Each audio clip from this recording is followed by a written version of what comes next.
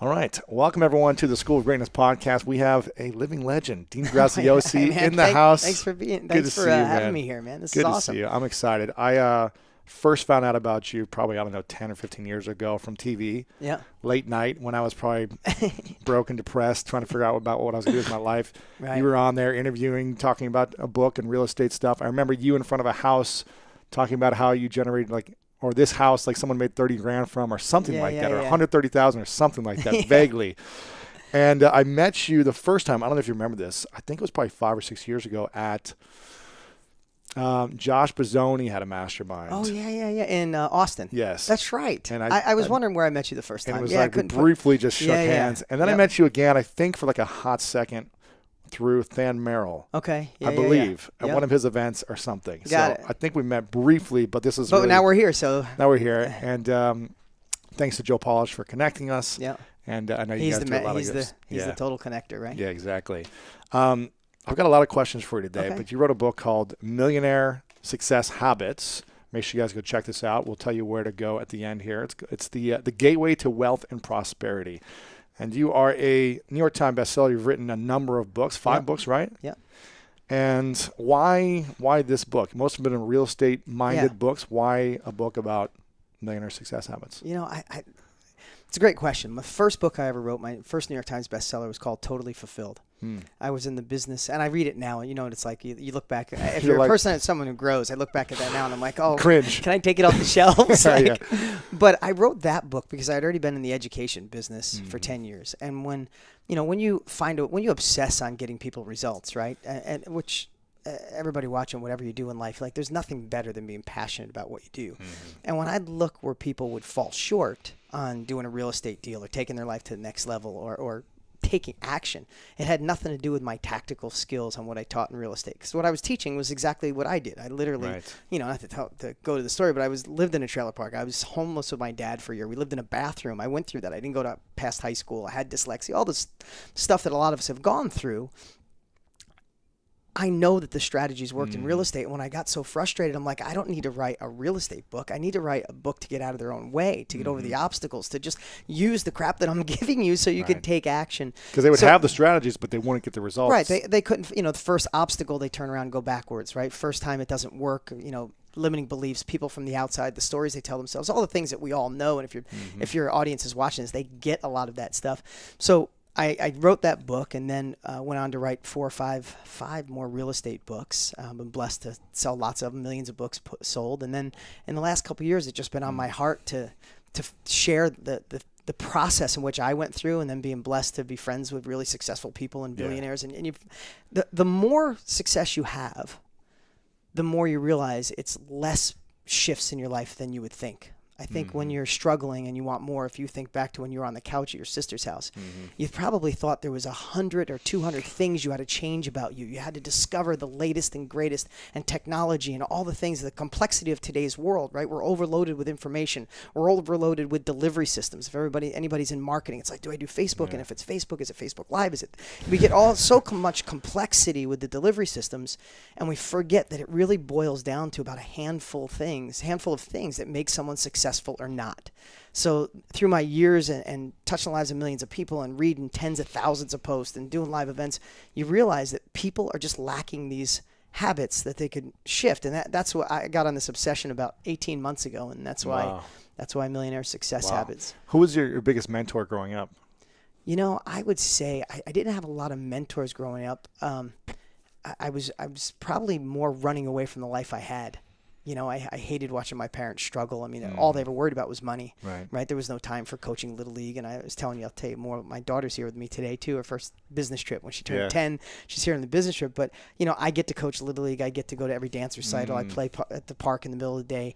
I watched my parents not have any of those options. They were great parents. They just didn't have those options. So I think I was running away from the pain of money and broke and all that. But I would have to say 18 years ago, Tony Robbins made a massive impact on my life.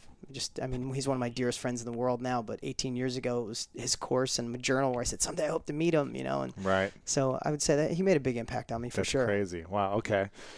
How did you get out of the I guess, the scarcity mindset or the scarce life you were living in, where you were in the trailer park or you were living in a bathroom and your parents had these conversations. How did you shift it? Was there information you learned from Tony or from someone else that helped you get started? You know, it's funny. I've been asked that question before, and I don't have a specific epiphany like, oh, this one moment. I can remember thinking throughout high school and even in my early 20s, maybe not my early 20s. I flipped pretty quick, right around 20 years old. And you didn't go to college, right? No, I didn't go to college. No, I barely got out of high school. Right. But I can remember thinking in high school, whatever years that was, is that, you know, I hope someday I can get a job and make $1,000 a week and just get by. I'm not that smart because I had trouble reading. I still can't read great, but I've just had dyslexia is what I think it's been diagnosed now, but I still can't comprehend good when I read, but I didn't realize I was an audible and visual learner. I could listen to a book and I'll memorize the whole book. I can watch somebody on stage and emulate that if it fits my life, but sometimes we're judged by a scorecard that doesn't, it's an outdated scorecard, right? So not only did we not have money, I also felt, well, I'm not smart enough to go to school. And something changed around 17, 18 years old. Just something flipped. And I noticed, and this is going to sound like it's a pitch for the book, and it's not, but I noticed the people in my town, this little tiny town I grew up in upstate New York, the people that had money, the people that seemed happier, I don't know behind the scenes, but they seemed happier, more fulfilled. They were more relaxed. Like life just happened, like they were walking up a ladder instead of like my family seemed like they were running on a treadmill. You know, it's like we're going fast, but we're not going anywhere. So why is this guy or this woman in this town doing so well? And I remember just obsessing on it. And what I noticed, it was I didn't call it habits. I'd love to say I figured this out when I was in my 20s, but what I realized is they just did different things than my family and my friends were doing. And I just started obsessing on that. And I was young enough and naive enough to just think I could do it. Wow. You know, I mean, sometimes you wish you could give that gift to somebody in their 20s, 30s, 50s, 70s, right? I had the gift of being naive and a little dumb and not listening to anybody. I mean, in 1998, I did my first infomercial. Wow. And almost 20 years ago. Yeah. In 1998, I filmed my first one. And my sister, my daughter's aunt, my daughter's sitting here with us, my sister drove from Virginia. Because by then, so in 1998, I had an apartments, I had a collision shop, I had an auto sales, and I was building houses. Wow. Doing from that broke kid, I was doing How well. old were you when you started that? I was probably in 1998. It was 20 years ago. I was 28, 29 years old. So in your early 20s, you started to do real estate and everything else. So I hit it big in real estate by the time I was 26, 27 years old, just by taking action, knocking on 1 million doors, and finally got someone to do a no money down deal with me when I was 20, and then another one, and I rolled that into the next deal, and consistent action. Consistent action, and consistent, you know, failing and getting back up, right? The space between failures is really a huge determining factor of your success, right? It's like if you can fail fast, you can win quicker, right? Yeah. So I remember I decided to do an infomercial. I'm going to write a book on how to make money and go on TV. And my family lost their mind. Like my sister drove from Virginia to sit down with me and say, "It's time to get real. You did good. You got lucky. Not lucky. You work hard. You got here, but you're going to blow it." And I remember that that conversation like it was yesterday. It's your sister. My sister. And she did it out of pure love. She thought she was protecting me. How many people listening right now want to listen to you or do something? Go, oh, you're listening to that, wasting your time. Just get real. Right. You know, do something. So I remember that conversation, and I literally almost gave up on it. I remember going to cancel the whole thing and say, what am I thinking? I can't read that good. I'm going to write a book and all this stuff. And luckily, I just remember thinking, if I keep these patterns, I'm going to continue the same process my family has, and I want more. And we filmed it, and the show went on TV, and, you know, it aired in 1999, and I went 17 years straight without missing a day on TV. 17 years. Without missing a day on TV. Has it stopped now? Or? It stopped because we're going from my real estate book to this, so we're just pausing until the show I did with Larry King is going to roll out on Millionaire Success Habits sometime. 17 years. Yeah, I didn't miss a day on TV. Was it all throughout the U.S., over the world? Just U.S. Just the U.S. Yeah. Wow. And how did you – now, was there a guy named Big who was a part of this? Big. He bought my media. Gotcha. I met him. He bought some of my media. Okay. When we were – he's a great guy. He's an interesting character. I love that guy. Yeah. That's so cool. He worked for Mercury Media. And I had 3 media. At one time when we were really cranking, I had 3 media companies at the same time. Just buying media for you. Yeah, we were running out of media. It was converting so well. Wow. So amazing. Now, is this the same infomercial for 17 years? No. Or you should have new one about every year. Really? Wow. Yeah, somewhere it was an interview. Some I drove in my car. That was one of my biggest ones. I just put a camera on the dash of the the window, No the way. windshield, and I drove in the car for a half hour and pitched. I'd stop at streetlights and pitch my book. I'd stop and then I'd hold the book up and be like, hey, everybody, I'm driving to my house right now from my office, but if you want my book, call the number. Wait, it's light screen. I gotta go. Oh my gosh. What did you how did you think that these infomercials were to do well for you? You know, you had a good system already. You were making good money. Why risk something like that? Because of Tony. If I lost all my money, if I lost all my money, I'd have to blame him, right? Because he was on TV. He was on TV and he inspired me. I'm like, I want to inspire people with my story. So I didn't even know. I didn't know about direct mail, or the internet really wasn't there yet. I mean, it was AOL dial-up that would, so it wasn't the internet. And I was naive enough. I mean, I shot the infomercial, and then I didn't know how to get it on TV. I was calling like stations and I'm like, who books the media? How do you get on? Like, so naive. How did you know what formula was going to work? I didn't. I just watched Tony and let me try this out. Let me try this. And I remember I was a nervous wreck and scared, but I'm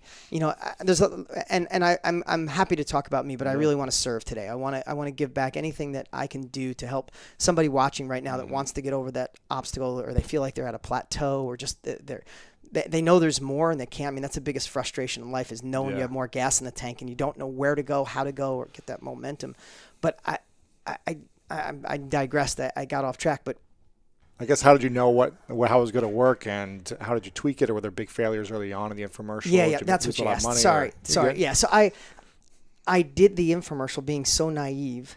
Had no idea how to get it on, and that's the part I was going to tell everybody is persistence. Like, I literally flew to Arizona to meet a media buyer, and I said, I have no idea what I'm doing, and I just kept pushing.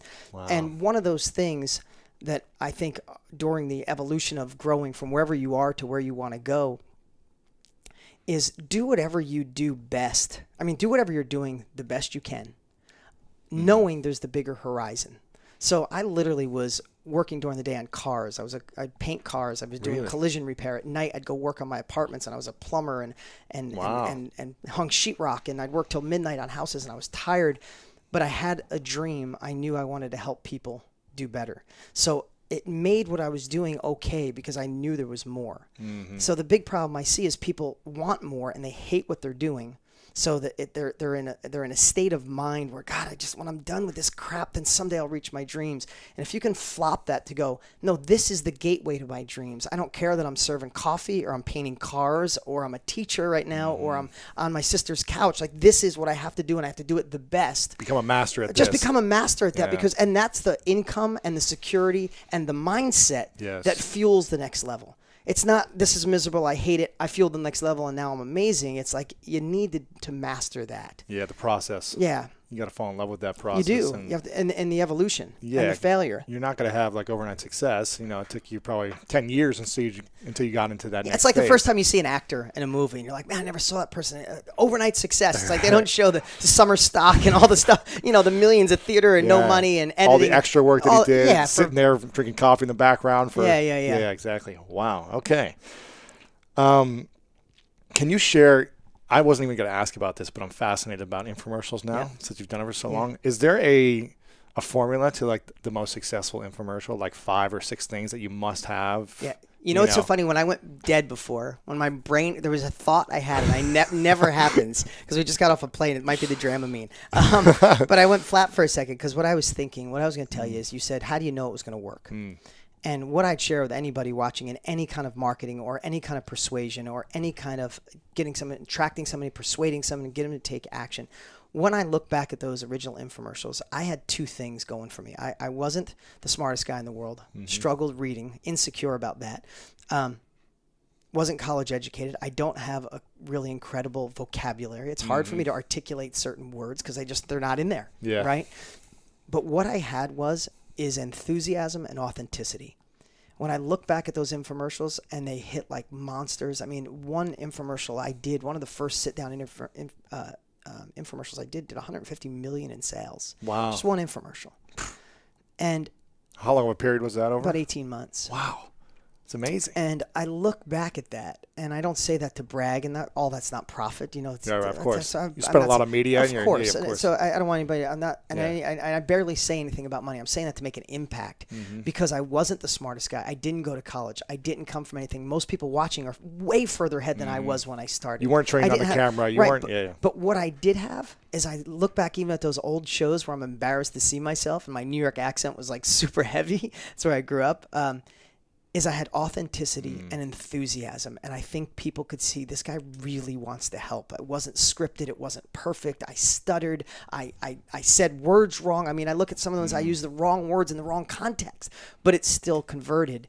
And as I evolved, so you say, what's the foundation? Like as I evolved, and I did the first time I did a sit down Larry King style infomercial. He's the one that gave me the idea for that.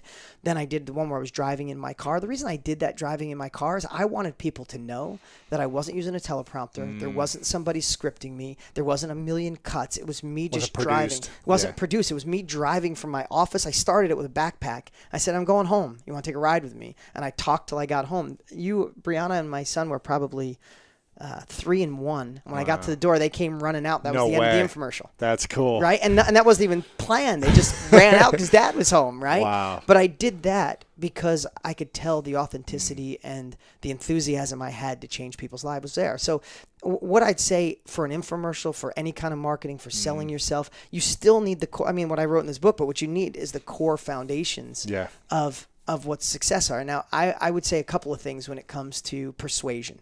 Out of all my years of doing this and being lucky to sell, I wasn't a scientist of selling. I was just I had an innate ability to sell through that passion. And then you get your 10,000 hours in and all of a sudden it becomes good, right? Yeah. So on the job training, of course, right? Of course. But when I look back, and if I go off in an area that you want to reel it back in, but people buy from you, will love you, will learn from you, will give you a promotion when they feel understood, not when they understand you. And that was one of the biggest lessons I read. When you watch someone who is so full of knowledge, so full of wisdom, and wants to sell their product, sell themselves, get the raise, close the deal at the boardroom, they always want to just exude who they are, their credentials, what they have, and how they could solve the problem. And that will get you so far. Like being great at sharing who you are will get you out of Egypt. Understand how people feel and letting them feel understood will get you to the promised land, right? So when you go to an audience or you're talking to close a deal, most people want to share. Most of the time you just need to be quiet and find what's going on in that person's life. Be an expert at the temporary state of mind. Like understand what they're going through at that minute and let them feel understood. When you let people feel understood, when someone's watching you, and you do an amazing job, dude. I've been watching you forever, and I love what you do.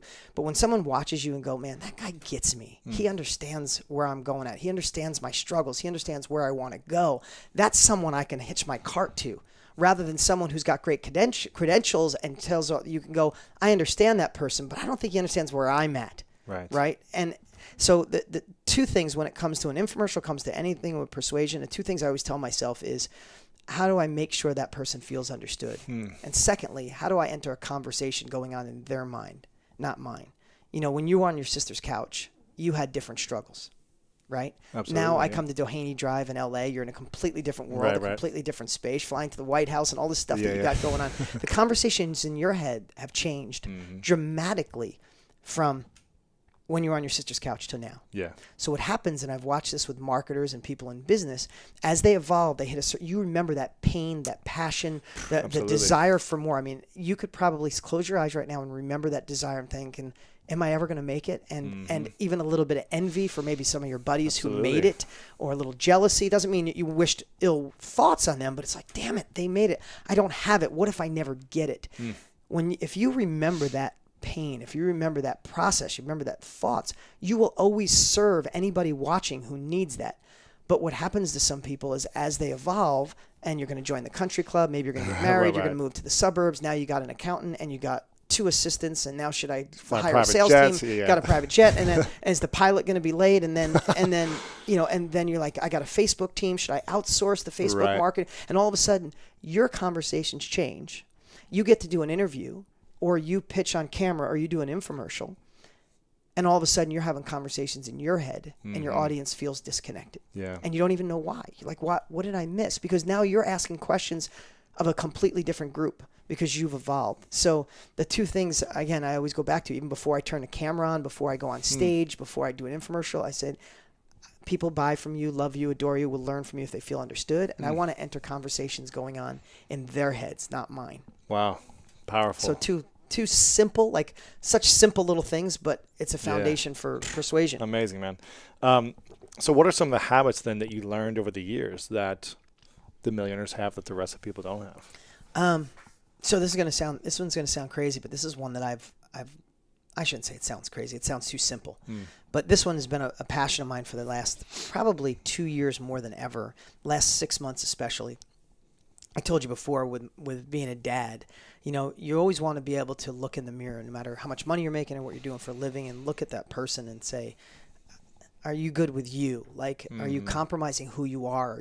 Are you going against your values to be successful? You know, you have to have that conversation with the man in the mirror, right? Yeah, absolutely. But when you have kids, it compounds times 1,000. Anybody watching who knows exactly what I'm saying. Kids don't do what you say; they do what you do. So you have somebody watching. If I want to be the best dad possible, I need to keep evolving and faster than ever. So I would say a morning routine. This is just one of them that's been huge in my life. Is setting my day up for success. And you know, in an interview like this, there's so many different directions we can go. But I want to give some really strong takeaways here. Is everybody watching? We suffer on all different levels of suffering. Some people suffer on a high level. Some people suffer because, is the job going to get done? Is the deal going to come through? Like, we have these moments of suffering, no matter if it's 5 minutes of suffering or an hour of suffering or months of suffering. Right. Some people lose a relationship and they suffer for years. Some people have a partner take their money. They suffer for years and they're stuck in that. And if you can limit the time you suffer, the more you can work on the solutions to better your life. People stuck in suffering are stuck forever. And we know, right now I'm saying it, and you're thinking of friends that you have that are stuck. They went, found some suffering, and they just crippled. Or moments where I was suffering and I didn't let go of it. You can't let go of it, right? Or I held on to it for too long and it hurt me. Right, and if you hold on to it, there's not enough energy or focus to keep moving forward. That's when you stall, right? Yeah. So what I've been on this obsession, and literally Tony Robbins flew out. Him and I got really close. He flew out, and him and I had lunch about 9 months ago, and he's on the same thing of like eliminating, like, complete suffering gone. Like, instead of it hours or weeks, it's moments that you catch it. So morning routines help me more than ever. Right. And I'll tell you mine. Anybody wants to steal this works for me, because I want to set my days up for the least amount of suffering, feeling grateful and ready to, you know, just rocket the day. Like, nothing can get me off. Now, everybody knows gratitude is a key to success, happiness, joy. You can't be grateful and depressed, grateful and sad. You just can't do the two together. But it's hard sometimes. I feel like the Roadrunners before your time. But when I was a kid, remember Beep Beep, the Roadrunner? Of course. There was the Tasmanian Devil. Yep. So most of our lives with Facebook and social media and cell phones, we're like the Tasmanian Devil. There's so much dust around us. It's hard to, like, see through it, right? Like, it's like, I just got to get through this storm and then I'll be okay.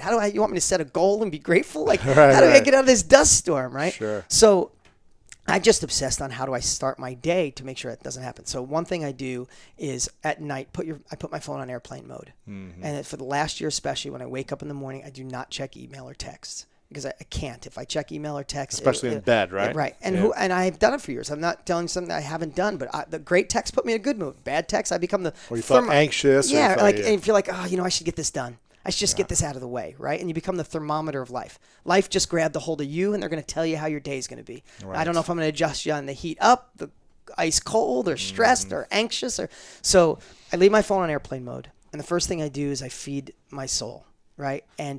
And that's not this, I'm just being honest, I don't chant, I don't do hours of meditation. What I've done is I've lowered the bar of gratitude. Now, these are habits that you think, oh, this is revolutionary. These are the habits that have made me successful, make me keep going forward, push through the negative times, keep reaching for the next thing.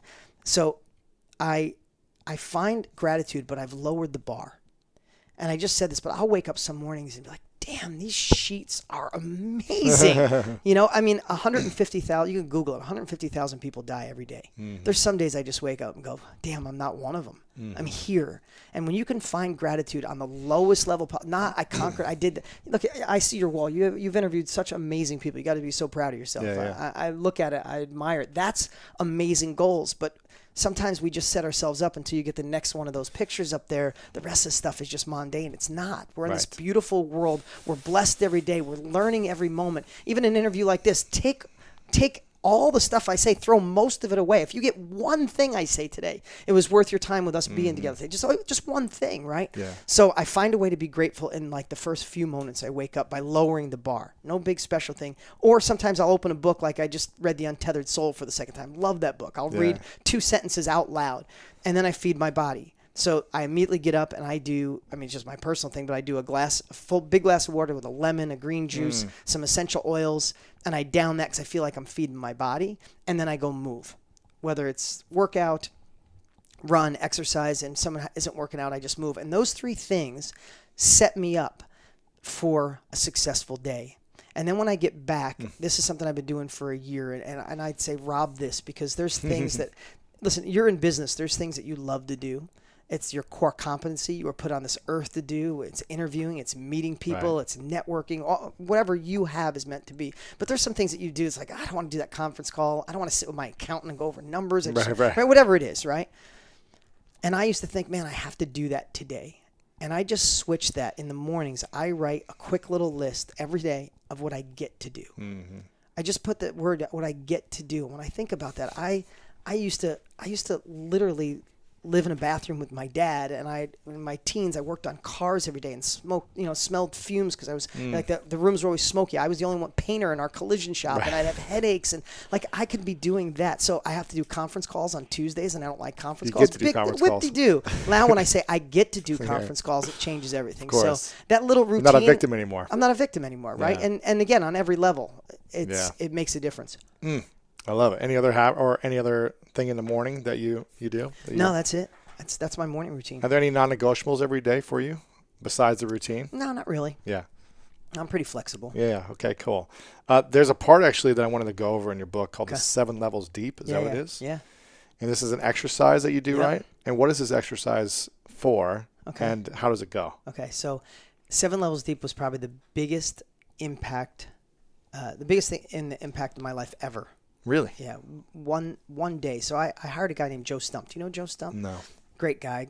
He's in the marketing world, but I hired him because I want more engagement with my students. So it's all about, if you can get somebody to digest some of your book, if somebody will read 30 pages of your book, they'll read the whole book. But how do you get them to the first 30 pages? So I'm always obsessing and trying to create ethical bribes, whatever I can do to get you to take action, right?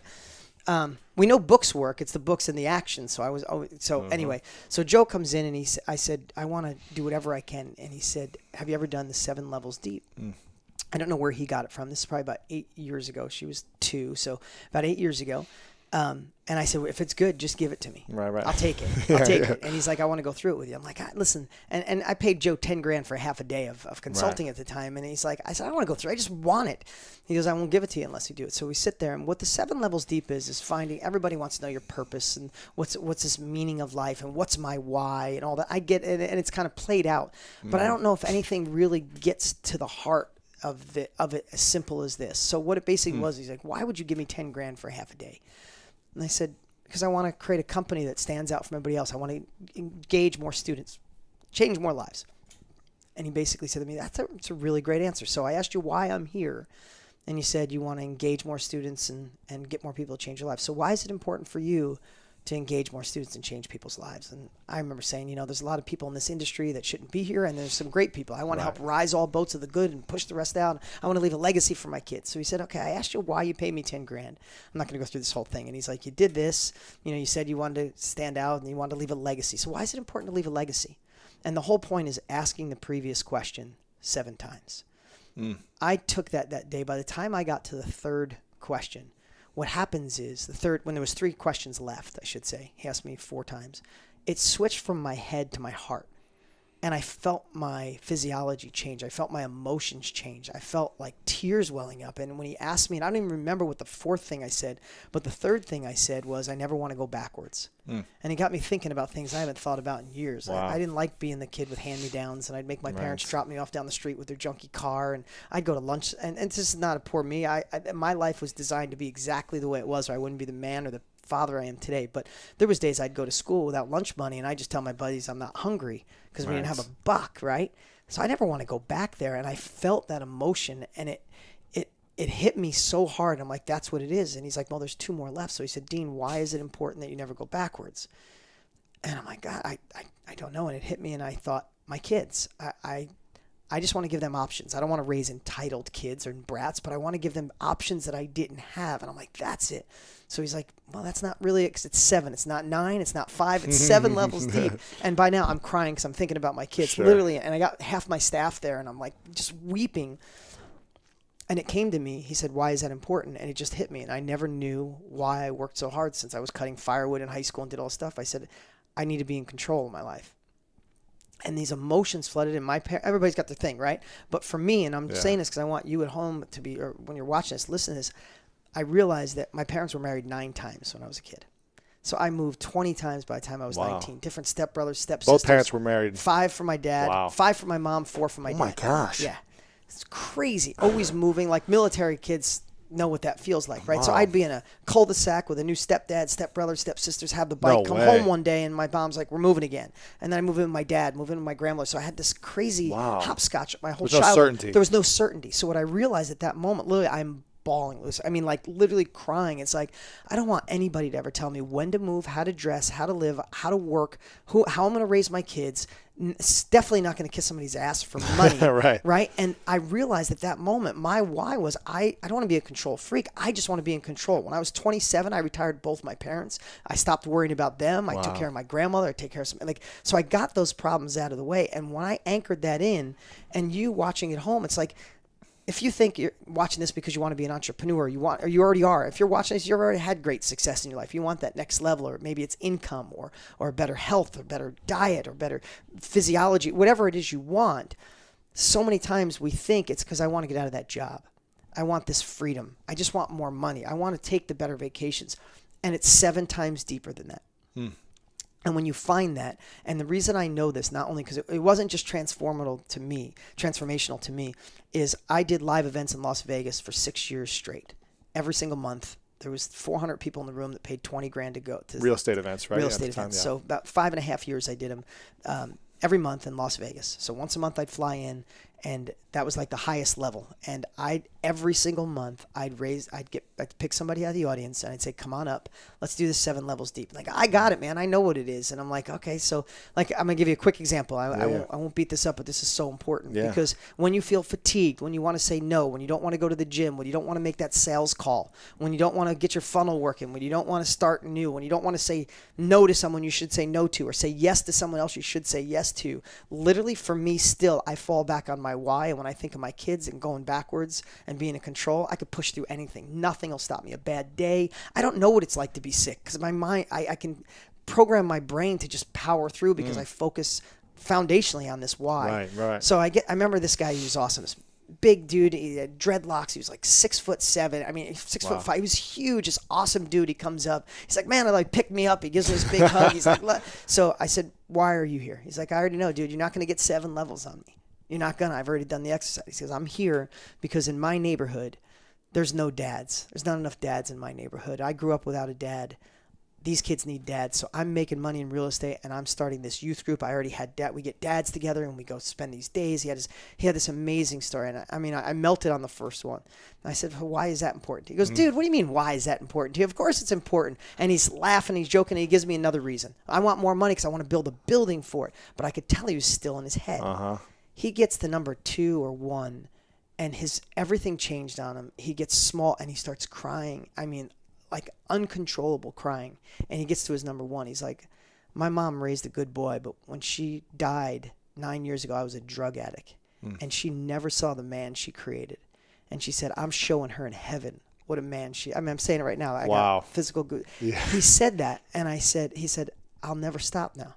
I'll never stop. And again, we all have our own reasons for doing stuff, but when you get to the heart of why you're watching, why you do what you do, it's so much deeper than what you think. And I forget sometimes. I hope I don't sit here and seem like I got my life all figured out. I've been blessed to have I've had more blessings in my life than I ever could imagine. If somebody would have told me at 25 this is where I'd be, I'd say impossible. So I appreciate my blessings, but I'm not not perfect at all this stuff, but when I practice these habits, when I think through this, when I recognize my why, the days that I'm off track, the days I think I bit off more than I can chew, or the days where I feel like I plateaued, when I go back to that why, it's like game over. You're not getting in my way. Nothing is. Wow. You got me emotional. What is the, I mean, you've achieved so much over the years. You know, you said in the first 18 months, 150 million in sales, you know, and that was 20 years ago. And the things you've created now, 10, yeah, but 10 years ago, the things you've created now, you've created so much. You've impacted so many lives. It sounds like you don't need to work or need to keep pushing. Yeah. But what's the dream and why do you keep going after it? So I think it's three things. So real quick, I think there's three types of entrepreneurs. There's an entrepreneur who wants to work under the blanket of someone else, right? They're the person that's in a company. You're like, man, that guy, that woman, they want to rise up through the ranks and be an entrepreneur, but kind of with the safety net. And it doesn't make them better or worse than anybody else. Without the implementers in your life, without the team, who would I be without the amazing people on my team? Secondly, there's lifestyle entrepreneurs. Like my buddy Dean Jackson, he's got this I know I'm being successful when list. This is for anybody who's got a lifestyle entrepreneur, there's just a certain amount of money. He says, I know I'm being successful when I don't have an alarm clock in my house and it never goes off. I wear black T-shirts every day and no one gives a shit.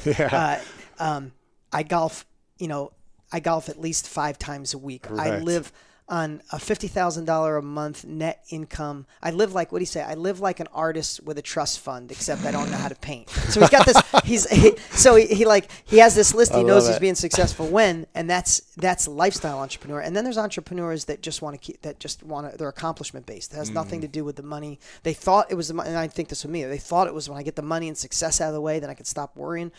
And it's not. It's the next accomplishment. What can you do? It's the game, and I think it converts. That's why you see somebody like Richard Branson that his whole life now is Virgin Unite. His charity. I spent a couple weeks with him out in his island because me and Joe Polish raised $1 million for him, so we got to spend time with him. And he started that same process, made all the money, and then now he's still driven. But now it's how many more schools he could build in Africa. So it never changes. But always have your focus on something. Like you see people who go to Warren Buffett. His age, he's still crushing because he has a bigger purpose. We always have to have that. So I would say, a couple of years ago, especially when the kids are young, I was thinking of, should I just cash out and spend 10 years being a dad? But I wouldn't be the best me. I love accomplishing. I love creating. I love something new. So. What do you want to accomplish in your life? What's the big thing? The big thing is, I'm first and foremost, I'd love to say it's, I'd say top 2 is showing people an easier path. I think most people are they're driving 100 miles an hour and they don't know where to go. It's like even if they got a Ferrari engine, they don't have any GPS, and it's like everybody's going fast. And most of the time they think it's going to be this dramatic, spectacular thing. And a lot of times it's the same thing that they could have learned from Dale Carnegie or Earl Nightingale or Napoleon Hill or somebody, it's just these simple core things that can make them slow down and achieve. And I think that I have the ability to deliver a message in a way that it sticks. And that's what I've been blessed to do in real estate. It's not that I had found the only way to make money in real estate, but I was the biggest real estate educator in the entire world. There was nobody even close to me. It was like second through 20th place didn't make up the volume I did, right? Right. And there was other guys that were great at education. I just think I found a way to deliver it. It's probably because of my dyslexia and my learning disabilities and stuff. I found a way to give people recipes. So I would say a big fuel is getting people these strategies in their hands so they could see there's a better way. But the number one is to just be a totally present and impactful father. It's just where I'm at, and it's magical age. Anybody who's watching it remembers their kids 8, 10 years old. It's like I'm still Superman. They still love me. In 2-3 years, it's downhill. Exactly. Right? So I'm going to absorb it while I can. That's cool. A couple of years, I might have a new thing for trying to get teenagers to like you or something. I don't know. Sure. What's the thing people misunderstand about you the most? I would say because I did infomercials for years. Tony and I had this conversation. A lot of times when somebody sees you on an infomercial, it's like, oh, that guy's got to be a huckster. He's just schlepping books on an infomercial. So I think the biggest misconception is that I'm an introvert. When I'm on stage or on camera or an interview, I love it. But if I go to my kid's school function, there's a whole bunch of people around. I'm the one hiding in the corner or playing with the kids. I'm not a networker. I've never had a business card in my entire life. And I think some people, when they see that, if they're looking from afar, if they don't come up and shake my hand, people will say, oh, that guy, he's too good for everybody. He doesn't talk to anybody. I really don't know. I'm hiding. Sure. Right. So I would say that, and I think the infomercial thing. You know, I gotta just one more thing about Tony Robbins. The first time I met him, about 5 years ago, I go up to his hotel room. He's doing a date with Destiny. Invites me up for lunch, and I get there and we're talking for like 15 minutes. And he stands up and he picks up and he gives me a hug and he says, I got to apologize to you. He's like, I almost canceled this meeting today because you were an infomercial guy. And he goes, I made a judgment. And he goes, what an ass, because I was the infomercial guy. Yeah. He goes, I've been trying to run away from it because people look at you and wonder. And he said, and I judged you wrong. And we've been really close since then. So I think that those two things are probably the biggest. Wow.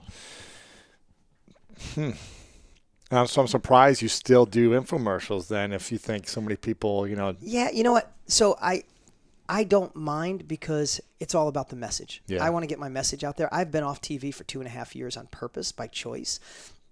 But with Millionaire Success Habits, I ran across Larry King, who was a big impact in my life. We met. I said, do you want to do a show? You're the one who inspired me to do sit-down infomercials. So he interviewed you. He interviewed me. And the funny thing is, so I'm going to digress here for a minute. Yeah. I'm going to digress on two things that are really funny. So 9 years ago, I'm watching Larry King interview Joel Osteen. Mm-hmm. He says to Joel, I'm guessing 10 years ago, he says to Joel, I'm a Jew. I don't believe in Jesus. That means I'm going to hell. I'm like, oh my God, could you imagine getting asked that on Larry King where there's millions of people watching? Joel like turned different colors. He didn't know how to answer. And if you don't know who Joel Osteen is, like the biggest pastor in the world, right? So I see that and I remember thinking, oh my God, could you imagine if Larry just looked at the camera and said, hey, like Joel or not, if you'd like to get his book, call our show. And that's what inspired me to do a Larry King show. I just thought, so I raced and I built a set like Larry King. I spent $4,000 for Larry King's microphone, right? I did all this stuff. I do an interview, and that was my big breakout show. That's when my company went from 10, 15 million a year. We broke $100 million in a year within 18 months because of that sit down live. I know the other guy, it's like the bald guy or the balding guy? Yeah, we had different guys. Okay, we had different guys through the years, but we did all these different things, right? So I say that. And so Larry King inspired me to do that. It was just now everybody does sit down interviews, but I was the first one out there and the first one who sold a book on the infomercial. Direct to consumer. So we sell the book.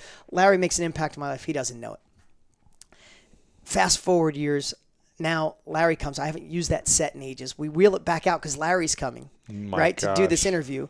And I'm nervous, like I'm a little kid. Larry King's coming. I mean, I know you know Larry. Larry's sitting right here when I interviewed him. Yeah. So Larry comes and he gets there, and we go to dinner that night. And the next day, he comes in the studio, and I'm telling him this story.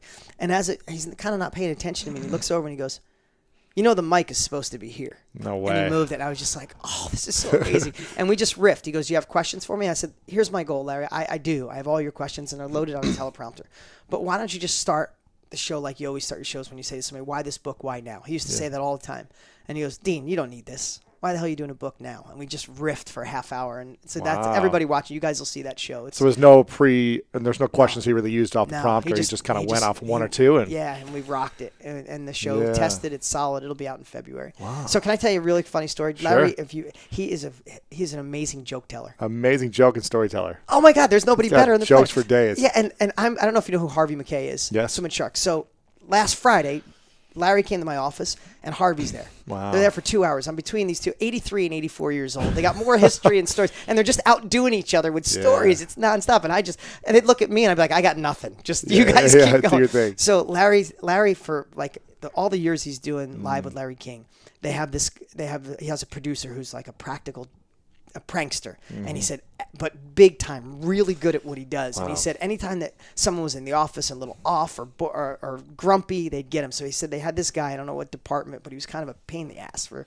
lack of a better word. Sure. So they wanted to get him. So the guy came in every day structured. He came in with his briefcase, his hat, his overcoat. He'd hang his hat, hang his overcoat up, and go to work. So they went and found the hat, the exact hat, and bought one 2 sizes too small. Oh my gosh. So every day he'd come in, they let him go for a week where he'd go to put the hat on. No way. And he couldn't get over his head. Like me, I'd have to tell the guy like in a day. So the guy's freaked out. He's coming in off, like just off. He thinks his head's swelled, right? Oh my gosh. So then they didn't just leave it there. I'm like, then you told him? He goes, no. He goes, then we bought a hat 2 sizes too big. Shut and up. we left that there for a week. And he said he was rolling up paper and stuffing it in his hat. No way. And I'm like, oh my God. I mean, but Larry tells that story so amazing. Oh, and then they finally told him after 2 weeks. That's hilarious. Anyway, I didn't mean to digress. It was just a funny story. No, it's amazing. Is there any question that you wish more people would ask you that they don't ask? God, that's a really good question. Yeah, probably how to get, I think, and I watched this when we did the fundraiser with Richard Branson, we went there, I watched everybody trying to ask him, like, how'd you get to be a billionaire?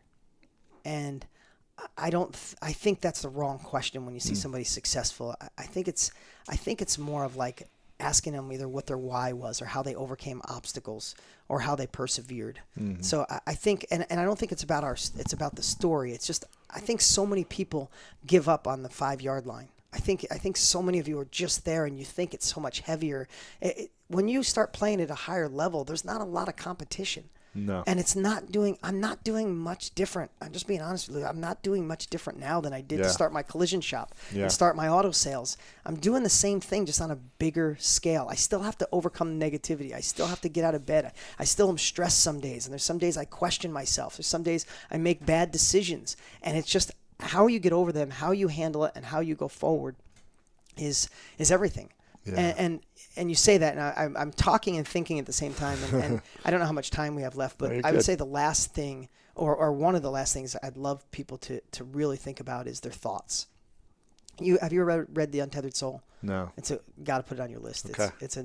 How about Eckhart Tolle, The Power of Now? Sure. Yeah. You read that? I have. Yes. Okay. So, and Untethered Soul is, for me, it's that and so much more. It's a great book. Wow. So I don't know if you had another question. So I'll reframe that. It's that one. Yes. But if there's one specific question, I'd love for people to say, how do you be the observer of your thoughts? And that's something. So how do you? Yeah, and that's something I would. And the only reason I say this is because I've been obsessed with it for the last 3 years, because I want to be the observer of thoughts immediately. And I'm not there yet. I want it to trigger, because when you're having a bad day, an angst day, a stressful day, you feel off or overwhelmed, most of the time it's just the thoughts we're having in that particular day. And when you can look back and view those thoughts, you can make a decision to throw them out or not let that spin you up, or feel it for 10 minutes and then throw it out. But when you leave them there, they just linger. And the more I've become aware of my thoughts, the more I've evolved as a person. So again, I'm sitting here because my daughter, you're probably bored to death, hon. Love you. She's doing great over there. I'm going to tell a story about her. I am trying to observe my thoughts as they happen.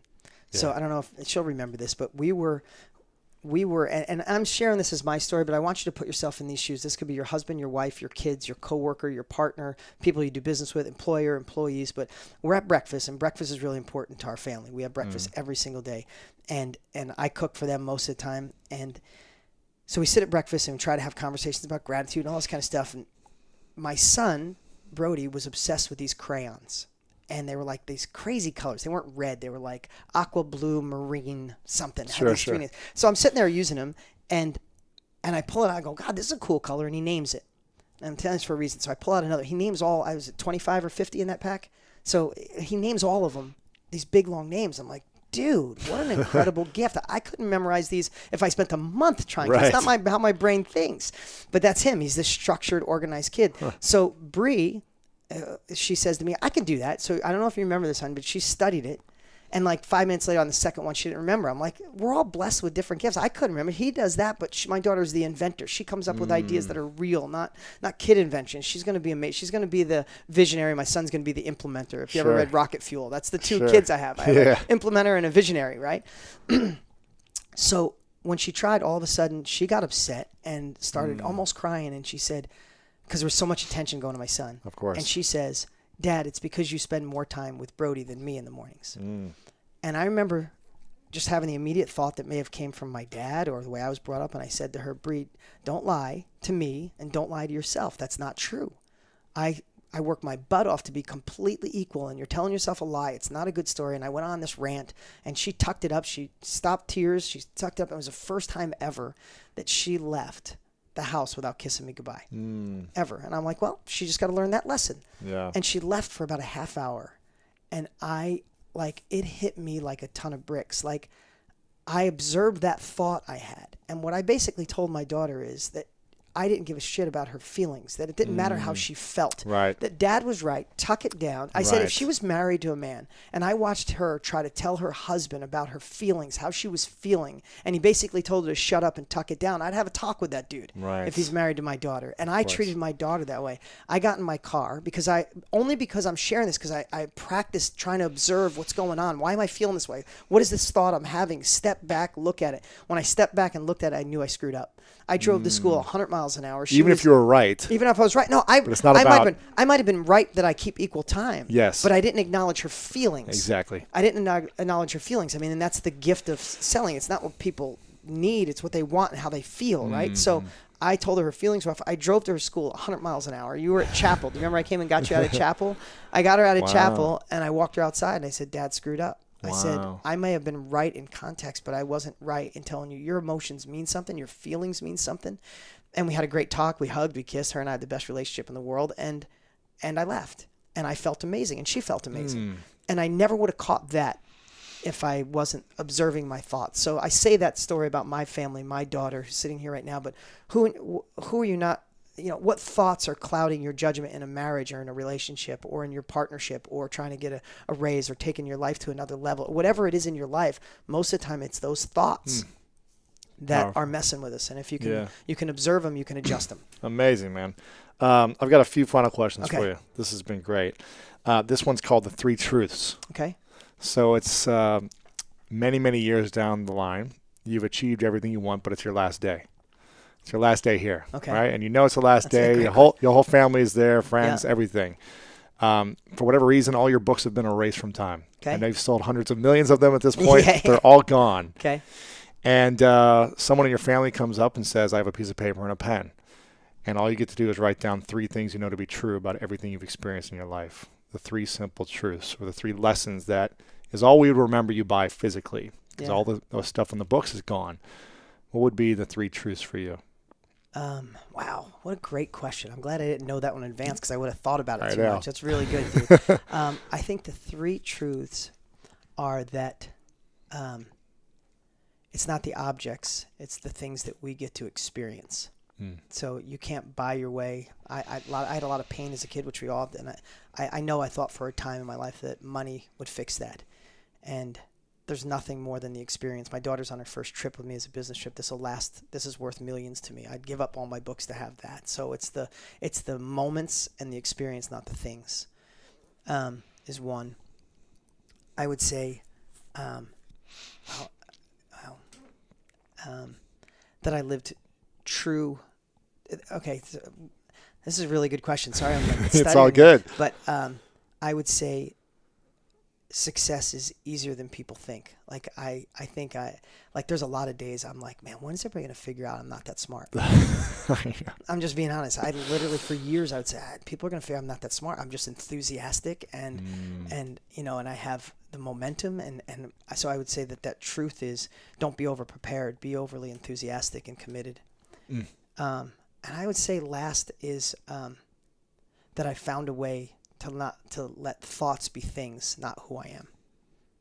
If thoughts can be automatically a thing, but not who I am at my soul, then I lived a good life. Those are great truths. Thank you.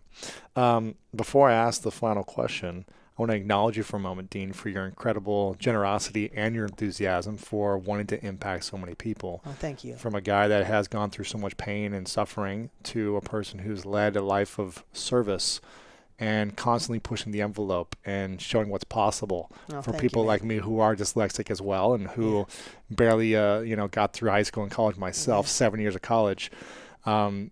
You're such an inspiration. Every time I see your message or see you in person, you're always smiling and happy and want to give to people. Well, thank you. So I want to acknowledge you for all those gifts. Well, thank you. And I give that back. That's why I'm here, because I love what you're doing, and I don't stop. Keep pushing. Yeah. No matter what it takes, get it out there. I appreciate it. Thank you, man. Appreciate you. We have one final question, but make sure you guys go get Millionaire Success Habits. Go get the book. Where's the link for it again? You can, of course, it's on iTunes, but we set up a special link at mshbook.com. MSH. Yeah, like that's Millionaire Success Habits. Yeah, mshbook.com. Awesome. We'll have that linked up in the show notes. And where do you like to hang out the most online? Do you spend time on social media at all yourself? I don't, not much. A little bit on Facebook, a little bit on Instagram, but we'll link it up there in the show notes that as would well. Be great.